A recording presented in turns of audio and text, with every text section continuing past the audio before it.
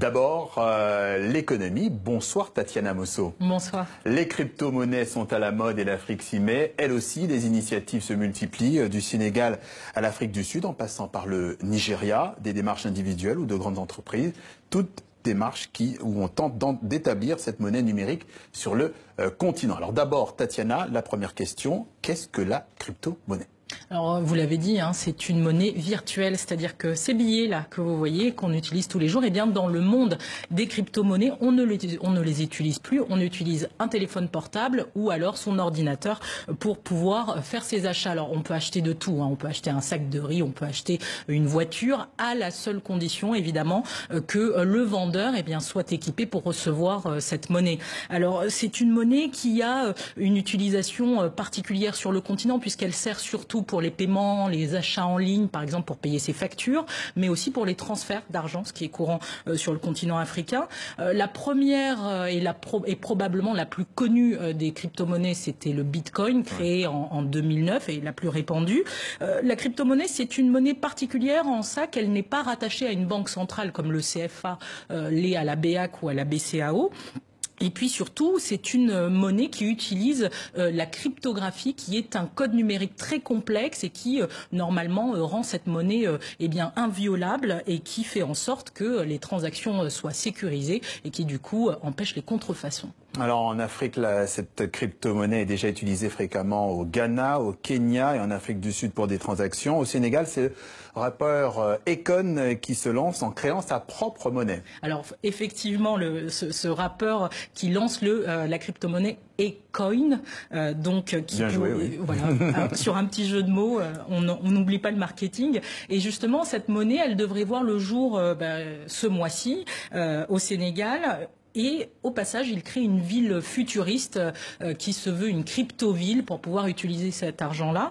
Et cette monnaie, il veut qu'elle soit, rien que ça, le sauveur de l'Afrique. Et il aimerait que d'ici décembre 2018, eh bien, que tout le monde puisse utiliser ça via une application sur son téléphone portable. Alors c'est très ambitieux, mais comment les institutions bancaires perçoivent-elles ou réagissent-elles à ces initiatives? Alors sans surprise, elles sont plutôt dans l'incompréhension et puis très inquiètes aussi de cette arrivée, parce que ces crypto-monnaies, eh bien, elles empiètent sur le rôle des banques centrales. On se souvient de l'exemple de Orange Money en mars 2017 au Sénégal. Orange Money qui s'est vu tout simplement suspendre ses transactions internationales par la BCAO. Une BCAO donc inquiète, elle est inquiète sur la question du contrôle des émetteurs et puis tout simplement sur la volatilité de cette monnaie. Donc qui est-ce qui régule, qui est-ce qui sanctionne cette monnaie qui ne passe plus par les banques centrales? Les institutions sont frileuses, ainsi que les États auxquels elles sont liées, donc les différents pouvoirs qui, eux, ne savent pas comment légiférer sur ces monnaies numériques. Un peu conservatrice. Alors, en filigrane de ces initiatives, il y a ce débat du maintien ou non du franc CFA. Alors, le maintien ou non du franc CFA, est-ce que ça peut être une alternative pour le chanteur Akon? Eh bien oui.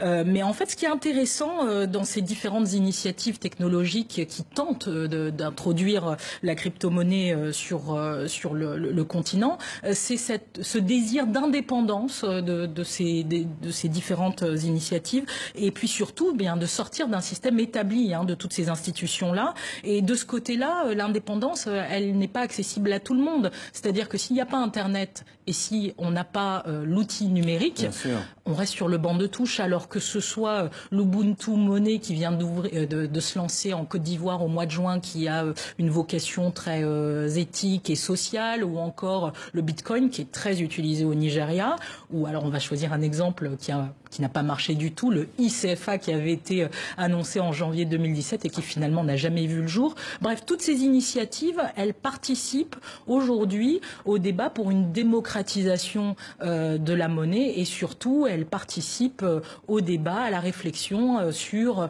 le questionnement de l'efficacité du dispositif monétaire ainsi que l'efficacité, le taux de bancarisation qui est faible en Afrique et évidemment l'accès au crédit. La crypto-monnaie décryptée par Tatiana Mosso. Merci à vous et dans 15 jours.